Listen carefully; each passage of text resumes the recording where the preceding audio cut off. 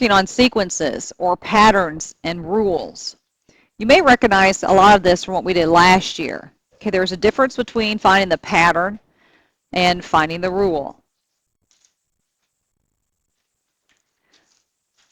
I have an example up here of triangles being made from toothpicks. And we're going to kind of make a T-chart or keep track of how many toothpicks it takes to make these triangles. Okay, so the first one, I have one triangle. How many toothpicks do you count? There are 3. Okay, and the second one, I have 2 triangles, but how many toothpicks did it take to make that? It took 5. In your book, they counted the illustrations a little better. For 3 triangles, how many toothpicks did it take? Okay, somebody said 7. We count 1, 2, 3, 4, 5, 6, 7. And for 4 triangles, we get 9. Now we could continue this pattern. We could figure out for 5 triangles what would it be, for 6, for 7, for 8. In doing so, we're trying to find the pattern. Is there a pattern that occurs? What do you notice? It looks like I'm adding 2 each time.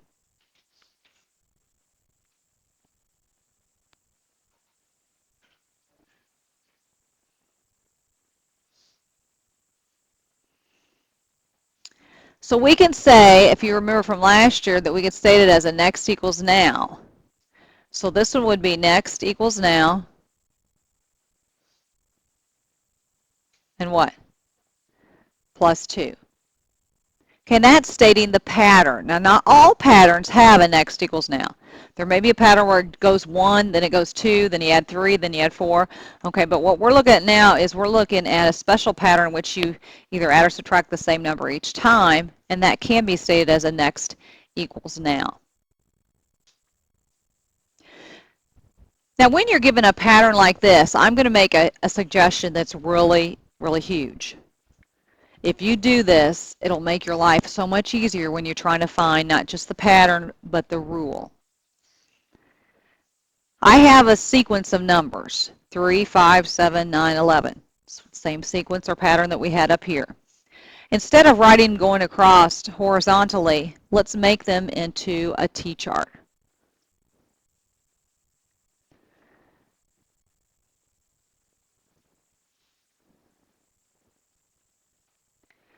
Okay, with the N representing the term number, first, second, third, and so forth.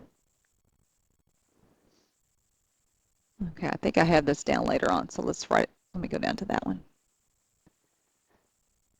Each term has a place.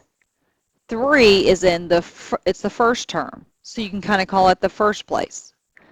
Second term, third term, and so forth.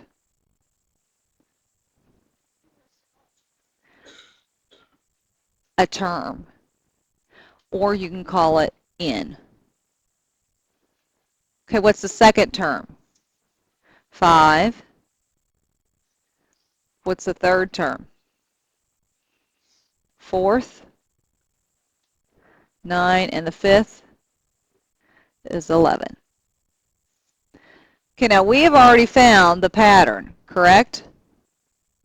That's going this direction. How does each change each time? That's the pattern. And you notice we add 2 each time. But you know, I kind of like shortcuts. I kind of like to see if I could find a shortcut. So if I want to know what the 20th term was, in other words, if I have 20 triangles, how many toothpicks am I going to need? And I sure would like to do it some way other than counting down 6, 7, 8, 9, 10, all the way down. So what is it that we're going to find in order to get that shortcut? You know what that's called, Mary?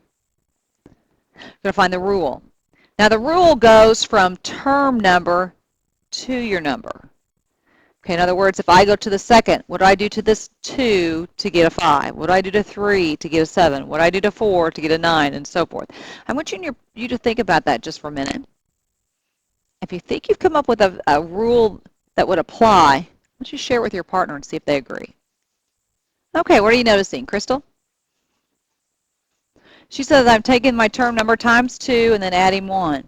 Let's try it. 1 times 2 is plus 1 is, 2 times 2 is, plus 1 is, 3 times 2 is, plus 1 is. Wow, it must be working. So 20 times 2 is, plus 1 would be 41. So my rule that I'm going to refer to is 2n plus 1, where n is my term number. The pattern was your next equals now statement.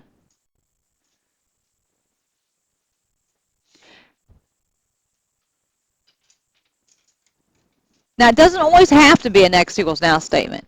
And the pattern could have been a plus 1, plus 2, plus 3, and then you put dot, dot, dots, saying that that pattern continues.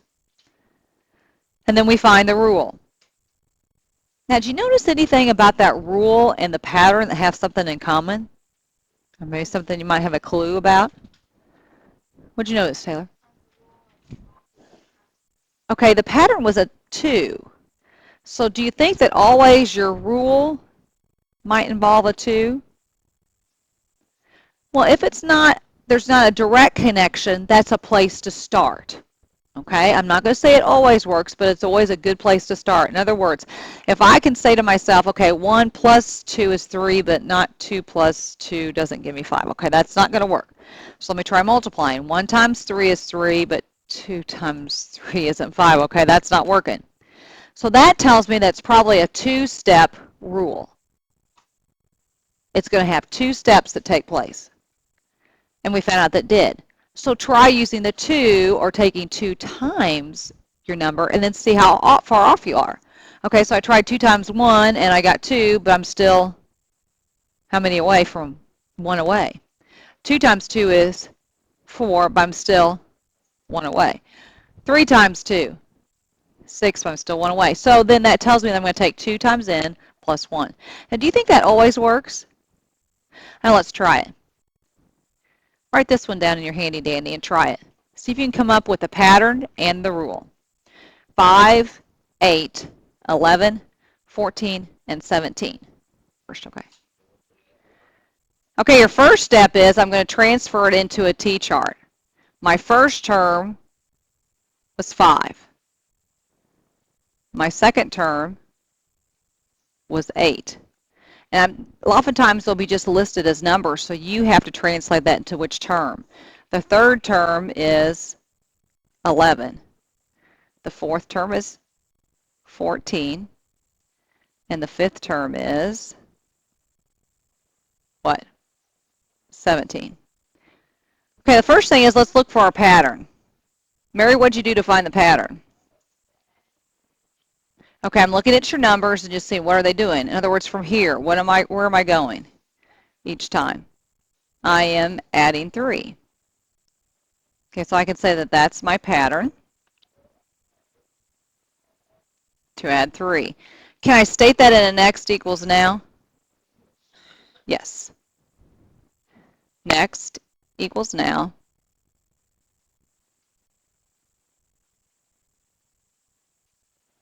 Plus 3. If you couldn't put it in a next equals now, like let's say it went up 1 and then it went up 2, then 3, you would put a plus 1, comma, plus 2, comma, plus 3, comma, dot, dot, dot. Because you've given enough to show us what the pattern is. Okay, but this clearly is a plus 3 every time. Okay, now let's take a look at your rule. Because remember, if we find that this happens, sometimes that helps us with our rule. Let's see, is there anything I can do directly? Like 1 plus 4 gives you 5, so it's 2 plus 4, 8. That's not working, is it? Okay, 1 times 5, 5. Yes, but it's 2 times 5, 8. Okay, that doesn't work. And that's where you need to start. You need to look to see, is there a direct relationship? There isn't. So what do you think, Jake?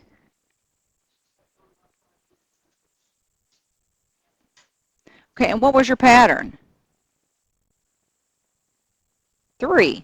So does it have anything to do with 3? So try this. What's 1 times 3? And I'm 2 away from my goal, right? What's 2 times 3? And I'm 2 away from my goal. What's 3 times 3?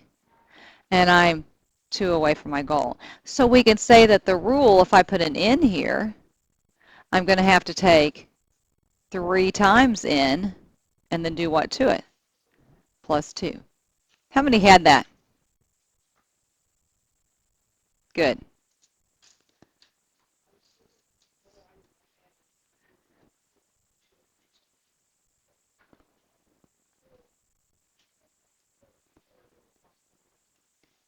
So this helps us if I want to ask, okay, if I have 100 terms, what would be the 100th term in this sequence? What would I do? Michelle? 300 times 100, which gives you 300, plus 2. That's right. You get 302. So that saves me from having to make that whole long, boring list, is if I can arrange it and find a rule. Yes, Sean? Do you always use this? I'm saying a lot of times it could be a key. There are some times that no, that doesn't help you. One clue is, Sean, if you're going to have term 1, 2, 3, 4, 5, it works. Sometimes they have other numbers than 1, 2, 3, 4, 5. So then it doesn't always work. They give them to you. Okay, when we get to plotting ordered pairs, it oftentimes does not work, Sean. Okay, if they're just giving you a set of numbers, then you can use the first, second, third, fourth, fifth, and you put them in that order. What's this kind of pattern called? This kind of pattern is called an arithmetic sequence.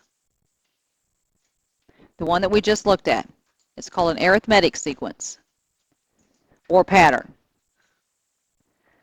An arithmetic sequence is when you add or subtract the same amount to each term. It's a special pattern or sequence in which you add or subtract the same amount to each term. For instance, if I have the pattern 1, 3, 5, 7, 9, I would be adding 2 each time, so this one is an arithmetic sequence. If I had the example of 10, 6, 2, negative 6, I'm having to subtract 4 each time. Therefore, it too is also an arithmetic sequence.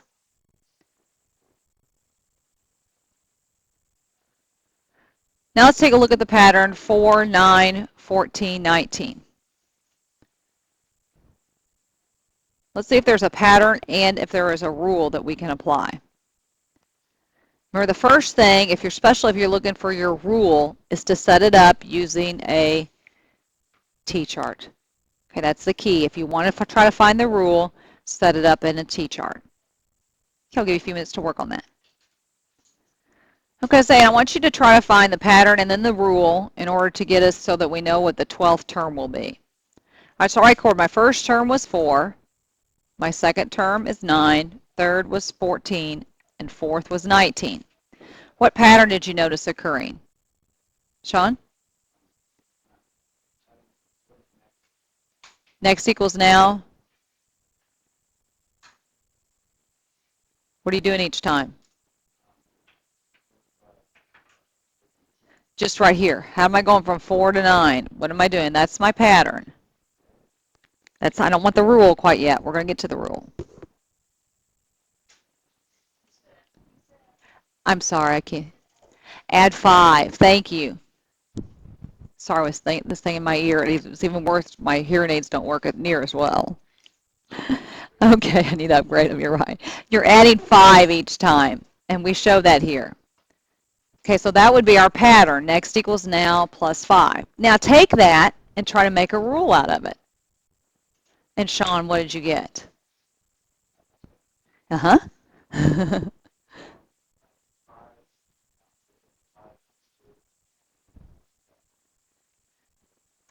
Okay, so let's make this an n.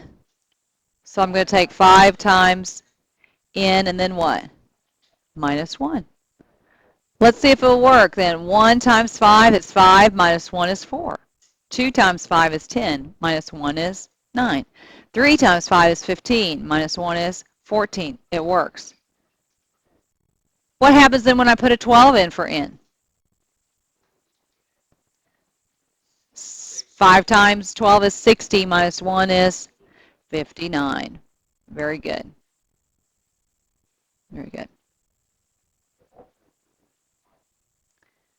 It did. It did in this case. Good observation.